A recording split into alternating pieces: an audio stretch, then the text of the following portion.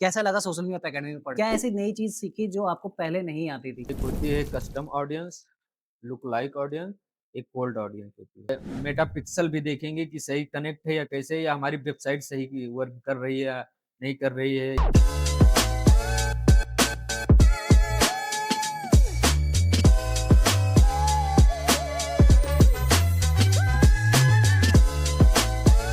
So first of all I just want to ask you like कैसा लगा social media पे academy में पढ़ के? सर यह सोशल मी अप अकेडमी में पढ़ के हमको बहुत अच्छा लगा, जो कि यहाँ पे आने के बाद हमने बहुत अच्छी-अच्छी चीज़ें बहुत कुछ सीखा है। तो और यहाँ से हम अपने लाइफ़ की नई जर्नी स्टार्ट करने जा रहे हैं। ओके, तो इसके लिए आपको बहुत-बहुत thank you sir. Welcome. So social media पे अकेडमी में आपने क्या ऐसी नई चीज़ सीखी जो आपको पहले नहीं आती थी? जैसे कि आप जब काउंसलिंग के लिए आए थे तो आपने मुझे बताया था कि आपको गूगल एड्स आता है but apart from this journey आपको पहले गूगल एड्स नहीं आता था या आता था, उसके बाद से लेकर के अभी तक ये 2 से 3 महीने की जर्नी जो आपने सोशल मीडिया में स्पेंड की, उसमें आप कुछ मुझे पॉइंट बता सकते हो कि आपने क्या नया चीज़ सीखा? हाँ सर, गूगल एड्स में ज़्यादा जानकारी नहीं थी हमको, हुँ। बट थोड़ा बहुत जानते थे गूगल एड्स के बारे में। हुँ, हुँ। सो हम यहाँ पे आए सर, आपसे गूगल एड्स पढ़ने के लिए कहा, तो आपने हमको गाइड किया कि केवल गूगल ऐड ही पढ़ने से नहीं हो पाएगा।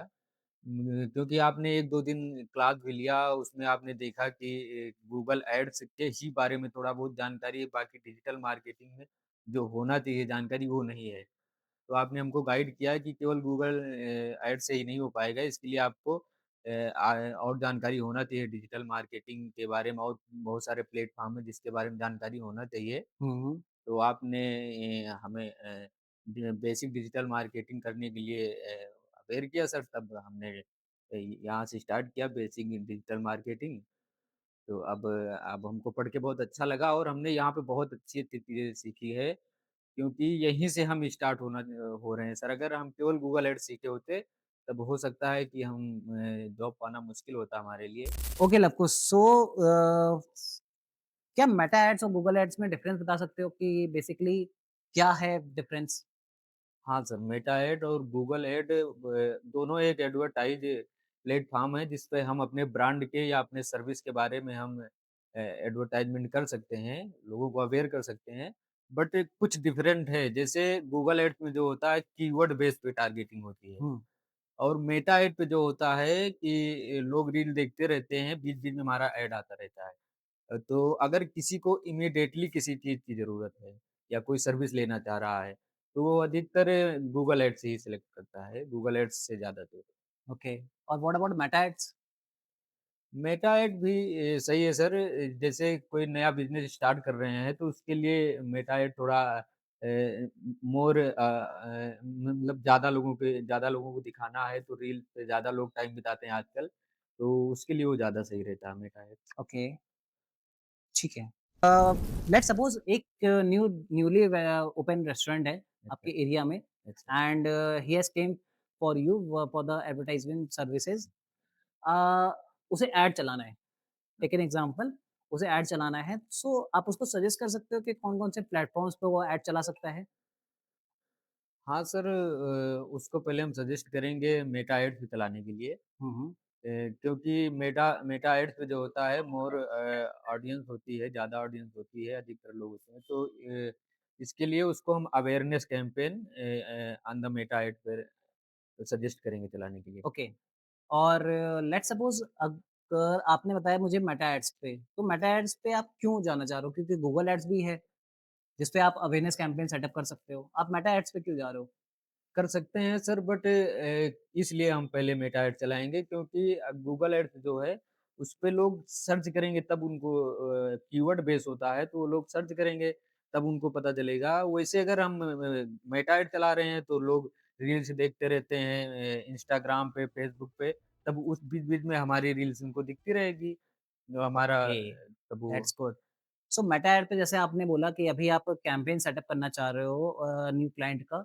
सो आप मुझे बता सकते हो कि कौन-कौन से टाइप के एड्स आप चला सकते हो उनके लिए? उसमें सर हम उसके लिए वीडियो एड्स बनाएँगे और फ़ोटो एड बना देंगे जिसमें रहेगा मीन्स सर्विसेज़ सर्विसेज़ के बारे में दे देंगे हम, हुँ, हुँ। कि हमारे पास ये सर्विस हैं तो वीडियो एड रहेगा। ओके, तो उसे गूगल एड्स पे कब जाना चाहिए? उसे जाना भी चाहिए गूगल एड्स पे या फिर नहीं जाना चाहिए? गूगल एड्स पे सर जाना चाहिए लेकिन थोड़ा रुक करके जब थोड़ा ऑडियंस बन जाए, थोड़ा वो हो जाए उसके बाद जाना चाहिए। क्यों गूगल एड्स पे अधिकतर लोग जा कर के सर्च करते हैं बेस्ट रेस्टोरेंट नियर मी या बेस्ट फूड नियर मी या 24/7 रेस्टोरेंट नियर मी सर्च करते हैं, तो आप गूगल पे क्यों नहीं लेना चाहते हो अपनी आपके क्लाइंट को? क्योंकि सर न्यू बिज़नेस है, न्यू बिज़नेस पे पहले ऑडियंस जो पास की ऑडियंस है, उसको जानकारी होना चाहिए हमारे बिज़नेस के बारे में। तब वो कुछ समय बाद सर हम चाहेंगे कि वो गूगल एड्स पे जाए। ठीक है। ओके लव कुश मेरा थर्ड क्वेश्चन आपसे है कि मेटा एड्स में कितने टाइप के ऑब्जेक्टिव्स होते हैं और कौन-कौन से ऑब्जेक्टिव हमको कब-कब चूज़ करने चाहिए? सर ऑब्जेक्टिव होते हैं, एक अवेयरनेस होता है, एक वो कब चूज़ करना चाहिए हमको? अवेयरनेस चूज़ करते हैं जब हमारा कोई नया बिज़नेस होता है। हुँ, तो नया बिज़नेस है कि टाइप से कोई भी हो तो सबसे पहले अवेयरनेस चलाना चाहिए कि लोगों को पहले अवेयर हो हमारे बिज़नेस, हमारे सर्विस के बारे में। ओके। तो उसके बाद में सर ट्रैफ़िक है, ट्रैफ़िक होता है एक कब करते हैं हम उसको ट्रैफिक को यूज़? ट्रैफ़िक यूज़ करते हैं सब सर जैसे कि हमारा बिज़नेस है, वेबसाइट बेस है, तो उसपे वेबसाइट पे लोगों को बताने के लिए कि हमारे पास ये सर्विस है, ट्रैफ़िक लेने के लिए हम करते हैं ये। वैसा हमारा बिज़नेस है जिसमें हमको कस्टमर कस्टमर की डिटेल चाहिए, तो उसके लिए हम लीड्स कैंपेन चला लेते हैं। उसके बाद में सर सेल्स कैंपेन हो गया sir. Okay Lavkush so please tell me about कि गूगल एड्स में कितने टाइप ऑफ कैम्पेन्स होते हैं? एक होता है सर्च कैंपेन, एक होता है डिस्प्ले कैंपेन हुँ, और performance max campaign, demand campaign, sales campaign, app promotion campaign. Can you tell me what is the full form of CTR? Yes sir. CTR click through rate होता है सर। Okay कितने type की audience होती है Meta ads में? Meta ads में sir 3 types की ऑडियंस होती है। कौन-कौन सी? एक होती है custom audience, look like audience, एक कोल्ड ऑडियंस होती है। कस्टम ऑडियंस क्या होती है? कस्टम ऑडियंस वो होती है जो सर हमारी सर्विस ले चुके हैं या हमारे प्रोडक्ट को खरीद चुके हैं, उसे हम कस्टम ऑडियंस। और लुक लाइक ऑडियंस कौन सी होती है?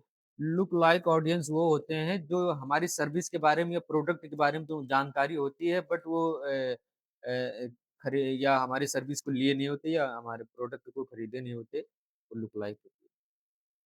Okay can you tell me about remarketing क्या होता है? ये सर रीमार्केटिंग सर जैसे किसी कस्टमर को दोबारा से अपना ऐड दिखा करके जैसे कोई आया हमारी वेबसाइट पे विज़िट किया या क्लिक किया और वापस चला गया या बहुत से लोग होते हैं सर आते हैं, क्लिक करते हैं या बजट देखते हैं या कुछ वैसा वेबसाइट पे प्रॉब्लम हो जाती है, कुछ वैसा होता है तो वो लोग परचेज़ नहीं करते हैं। उनको हम दोबारा दूसरे क्रिएटिव के हिसाब से दूसरे ऐड पे उनको हम टारगेट करते हैं। Very good can you tell me the negative keywords क्या होते हैं?